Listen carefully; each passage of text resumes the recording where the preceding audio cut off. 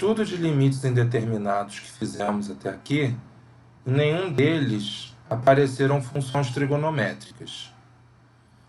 Agora nós vamos estudar o limite fundamental trigonométrico, que é exatamente um limite indeterminado que envolve a função seno. Vamos ver que com esse limite será possível calcular vários outros limites que envolvem funções trigonométricas. Vamos começar o vídeo analisando essa construção no plano cartesiano. O que temos aqui é o círculo trigonométrico, que é um círculo de centro na origem e raio 1. E eu escolhi aqui um arco x, de amplitude x, positivo, porque ele parte daqui desse ponto 1, 0 e vai no sentido anti-horário. E eu peguei um arco do primeiro quadrante. Tracei a tangente ao círculo nesse ponto B e liguei, o ponto da origem até a reta tangente, passando por esse ponto B', que é onde termina o arco X. Então nós vamos reparar que nesse desenho temos três figuras planas, sendo que cada uma está contida na seguinte.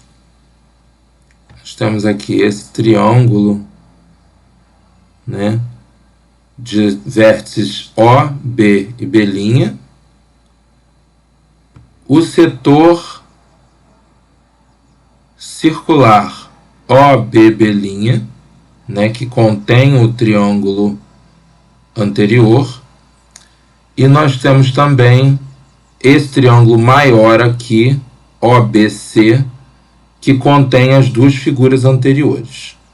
Então, se você for olhar para a área de OBB', isso vai ser menor que a área de OBB', do setor circular OBB', que por sua vez vai ser menor que a área do triângulo retângulo OBC. O que a gente vai fazer aqui é calcular cada uma das áreas dessas figuras e trabalhar em cima da desigualdade que vai surgir em função do valor das suas áreas. Então vamos começar calculando a área da menor figura para a maior figura. Então vamos calcular a área do triângulo OBB'. A área de um triângulo, como vocês sabem, é base vezes altura.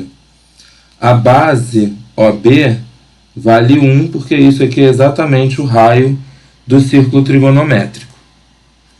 A altura é exatamente essa medida pontilhada que eu estou fazendo aqui. E essa medida é exatamente o mesmo valor que é essa medida aqui sob o eixo dos y,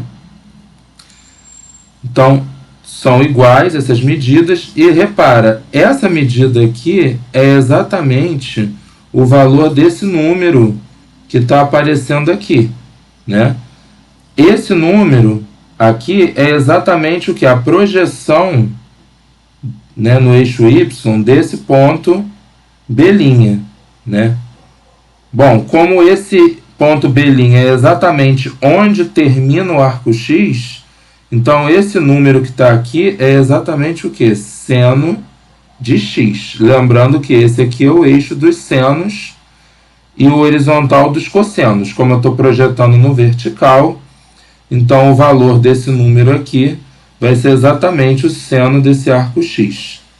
Então essa altura aqui mede seno de x, Portanto, o cálculo dessa área aqui vai ser base vezes altura dividido por 2. Então, o resultado dá seno de x sobre 2.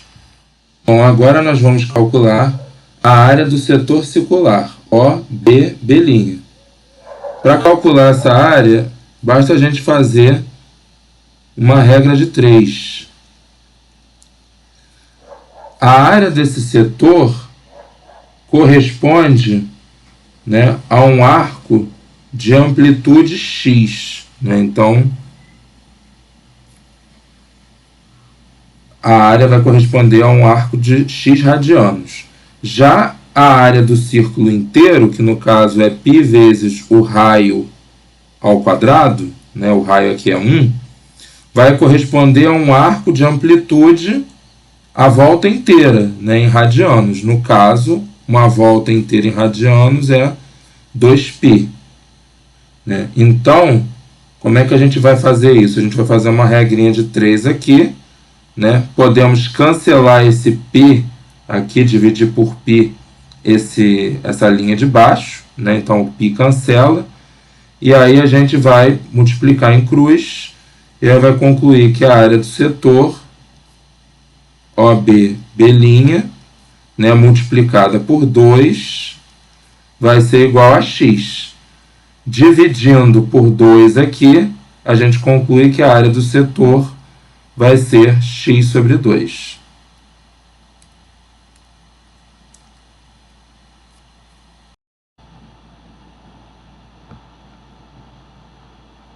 Já a área desse triângulo OBC maior aqui, como é que a gente vai fazer, né? Então a área do triângulo OBC, de novo, né? A gente vai fazer base vezes a altura, né? Dividido por 2. Quanto que vai ser a altura aqui, né? Bom, essa altura, né? Como esse ângulo aqui mede x, né, que é a mesma amplitude desse arco, né, basta que a gente faça o que aqui para saber qual é a medida desse lado y aqui. A gente pode fazer tangente nesse triângulo retângulo aqui. Né? Então, a tangente de x, né, vai ser exatamente o que? Né, cateto oposto, que é y, dividido pelo cateto adjacente, né, que é o que está ao lado do x, né, que vale 1. Então, a gente conclui aqui que essa altura, y, né, vale exatamente tangente de x. Então, a altura desse triângulo retângulo vai ser tangente de x, né, e aí a gente, para calcular a área, divide por 2. Né, base vezes a altura dividido por 2. Então, o valor da área é exatamente tangente de x. E como nós sabemos, né, a área desse triângulo, OB', seno de x sobre 2, é menor que a área do setor, que por sua vez é menor que a área do triângulo OBC. Com isso, a gente compõe a seguinte tripla desigualdade. Agora, o que a gente pode fazer? Nós podemos cancelar esse denominador aqui, que é positivo, né? Multiplicando por 2, a gente cancela o denominador, né? Então, vai ficar seno de x menor que tangente de x. E aí, agora, o que a gente pode fazer é dividir tudo por seno de x aqui. Repara, o seno de x, como eu peguei um arco x do primeiro quadrante, o seno de x é esse número que vai estar aqui. Né? Como eu estou no primeiro quadrante, o seno é sempre positivo. Então, quando eu divido ou multiplico uma desigualdade por um número positivo, ela se mantém. Então, aqui vai continuar menor. E aí a gente divide tudo por seno de x. Aqui vai dar 1. O segundo vai ser x sobre seno de x. E o terceiro vai ser tangente de x sobre seno de x. O que vamos fazer agora é escrever tangente como seno sobre cosseno. Né? Então, tangente de x é seno sobre cosseno, dividido por seno de x. Aqui, o denominador desse seno de x é 1. Então, eu posso enxergar essa fração como um quociente dessas duas frações aqui. Então eu repito a primeira e multiplico pelo inverso da segunda. E aí a gente fica com essa situação. Como eu estou multiplicando duas frações, eu tenho um seno em cima e um seno embaixo, eu posso cancelar. Então isso vai ficar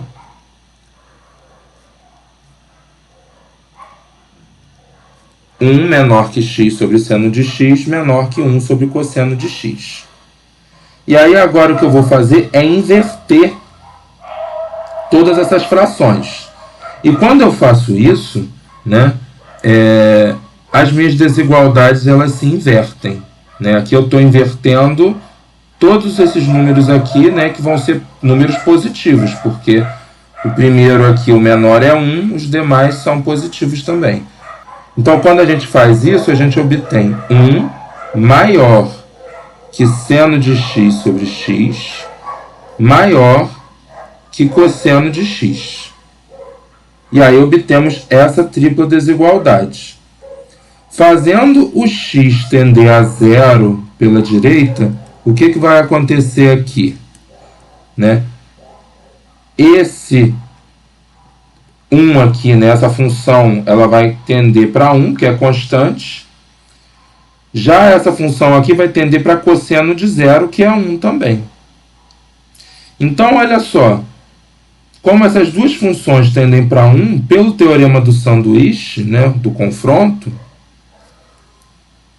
essa função do meio ela vai tender para 1 também. Então, o limite de quando x tende a zero pela direita de seno de x sobre x, isso daqui vai ser igual a 1.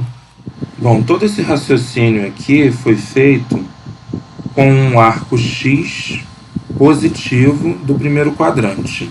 Né? A gente deduziu essa tripla desigualdade e usando o teorema do confronto a gente chegou ao valor desse limite lateral. Se você repetir o mesmo raciocínio, considerando que esse arco x agora ele não é mais positivo, que ele é negativo, que ele está aqui no quarto quadrante, né? Bom, essa figura vai mudar um pouquinho, mas a gente vai ter o quê? Essas mesmas figuras que estão aqui em cima, agora a gente vai ter aqui embaixo. Né? Se você for calcular as áreas delas, né, você vai chegar exatamente na mesma tripla desigualdade. Só que agora para x negativo. Né? Então, quando você fizer x tender a zero pela esquerda na mesma tripla desigualdade, você vai obter os mesmos valores aqui e aí vai concluir que o limite de seno de x sobre x, quando x tende a zero pela esquerda, também vai ser igual a 1. Portanto, como os limites laterais existem e são iguais, nós concluímos que o limite de seno de x sobre x, quando x tende a zero, é igual a 1. Esse limite aqui é o que a gente chama de limite fundamental trigonométrico. Ele vai ser muito útil para calcular outros limites, né? E também vai ter um papel importante quando a gente estiver calculando derivadas de funções trigonométricas. Observem que esse limite é um limite indeterminado. Quando x tende a zero, o numerador vai para seno de zero, que é zero, e o denominador também vai para zero. Então, o limite fundamental trigonométrico é um limite indeterminado do tipo zero sobre zero. Mas pelos cálculos que acabamos de fazer, vimos como resolver esse limite. Né? O valor dele vai ser igual a 1. Vamos ver alguns exemplos de aplicações desse limite fundamental trigonométrico.